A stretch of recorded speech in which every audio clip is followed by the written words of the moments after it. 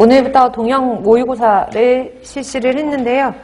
시간이 조금 길게 드려가지고 20분을 드렸는데 원래 배정 시간은 20분이지만 20분보다 더 짧게 푸셔야 되거든요. 그래서 한 10분에서 15분 사이 정도로 풀 수 있게끔 했고, 뭐 난이도의 차이는 있겠지만 1회 모의고사 같은 경우에는 그렇게 난이도가 높지는 않게 출제를 했으니까 여러분들 점수가 높게 나와야 되겠죠. 그러니까 모의고사 같은 경우에는 어쨌든 변별력을 위한 문제들이 출제는 되겠지만 사실은 그 외의 문제들을 우리는 다 맞춰야 되거든요. 왜냐하면 저한테 수업을 들었고 제가 중요하다고 생각하는 부분을 모의고사에서 출제했기 때문에 그 부분에 대해서는 거의 대부분 다 정답을 맞추셔야 되고, 마찬가지로 모든 문제풀이가 그러겠지만 본인이 어떤 부분의 이론들이 헷갈리고 있는지, 그리고 문제를 풀 때 어떤 부분을 좀 중점적으로 보셔야 되고 실수를 하지 않아야 되는 부분을 좀 찾으셔서 그런 부분을 좀 점검하시는 시간이 되셨으면 좋겠어요. 그래서 1번부터 풀어볼게요.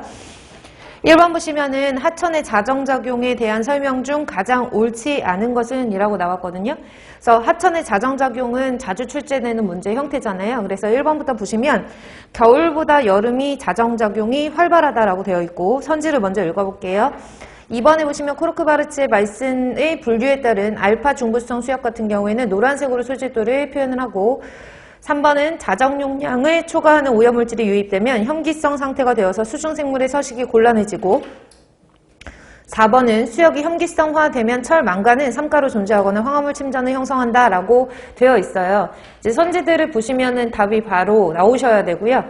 정답은 4번이에요.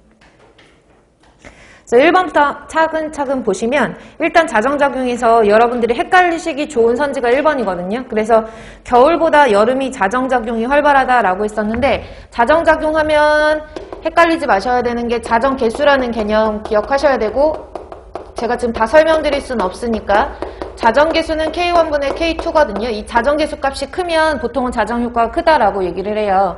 겨울이랑 여름이랑 비교를 했을 때 겨울의 자정계수 값하고 여름의 자정계수 값하고 비교하면 겨울이 더 크거든요. 그래서 자정계수 값은 어쨌든 간 다른 것들은 상관하지 않고, 다른 것들은 고려하지 않고 제포기계수와 탈산소계수의 비로만 계산을 하는 무차원 수이기 때문에 1번 선지에서 헷갈리지 마셔야 되는 거는 자정계수는 겨울이 커요. 하지만 자정작용은 그것들에 비해서 이 제포기계수와 탈산소계수의 비를 떠나서 다른 조건들, 다시 말해서 자정에 가장 큰 작용을 하는 것이 뭐 물리적 작용, 화학적 작용, 생물학적 작용이 있는데 가장 큰 자정작용의 효과는 미생물에 의한 생물학적 작용이거든요. 그러니까 미생물에 의해서 생물학적 작용이 잘 일어날 수 있는 조건이 온도라는 조건을 통해서 우리가 온도가 따뜻한 여름의 경우에 미생물의 활성이 증가되어서 여름이 자정작용이 더 활발하다라고 정리를 해 놓으셔야 돼요. 다시 한번 정리할게요. 자정계수는 언제가 더 커? 겨울이 여름보다 더 크지만, 그러나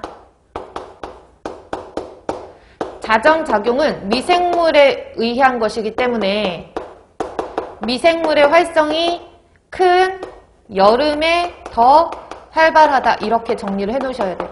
원래 1번 선지를 바꿀까 하다가 그래도 한번 정리를 해드리려고 1번 선지는 안 바꿨고요. 그래서 1번은 이렇게 정리를 하시고, 2번에서 코르크바르츠의 말씀은 4가지로 수질도를 분류를 했죠. 그래서 강부수성부터 중부수성을 알파 중부수성과 베타 중부수성, 빈 부수성으로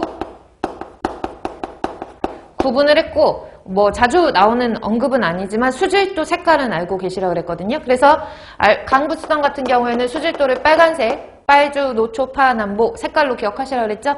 그래서 주황색은 없으니까 노란색, 파란색, 초록색 으로 우리가 표시를 할 수가 있다. 그래서 이것도 수질도를 잘 기억을 해 놓으시면 돼요. 그래서 2번 선지도 알파 중부성 같은 경우에는 노란색으로 수질도를 표현한다. 맞는 말이고, 3번 보시면 자연은 항상 어느 정도 자연이 공급하는 그런 오염물질들을 스스로 정화시키려는 능력을 가지고 있어요. 그것을 우리가 자정 능력이라고 하는데 그 용량을 초과하는 오염물질이 당연히 유입되면 수역은 유기물이 공급량이 많아지면 당연히 현기성화가 될 것이고 이 현기성화에 의해서 DO가 부족해지면서 수중생물이 곤란해지겠죠. 이거 당연한 거고. 그 다음에 수역이 현기성화되면 그러니까 3번이랑 연결해서 보면 유기물의 공급이 많으면 자정 용량을 초과하는 유기물의 공급이 많으면 유기물 내지는 뭐 오염물질의 공급이 많으면 물속의 DO가 부족해 될 것이고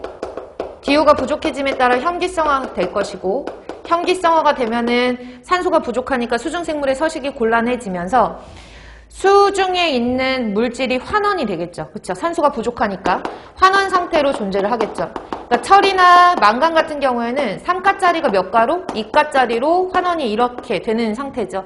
3가짜리는 항상 그렇지는 않지만 수중에 인산염 같은 PO4-3-와 결합되어서 함께 침전되어 있는, 왜냐하면 인산 제이철 같은 경우에는 수중에 용해되어 있는 상태가 아니라 수중에 불용 상태이거든요. 그러니까 다시 말해서 철 3가짜리가 인산이온과 결합되어 있는 형태는 물에 녹을 수가 없어요. 그러니까 이 상태로 침전되어 있는데 침전되어 있는 상태에서 산소가 부족한 환원 상태가 되면 철 3가짜리가 2가짜리로 환원이 되면서 인산이온 같은 것들은 어때요? 수중으로 용출이 되겠죠. 그쵸? 그래서 수중으로 용출이 되고 그러면 2가짜리는 다른 황이온이 만약에 존재를 한다면 황이온과 결합력이 크기 때문에 FES 같은 걸로 이렇게 침전 상태로 유지를 할 수가 있어요.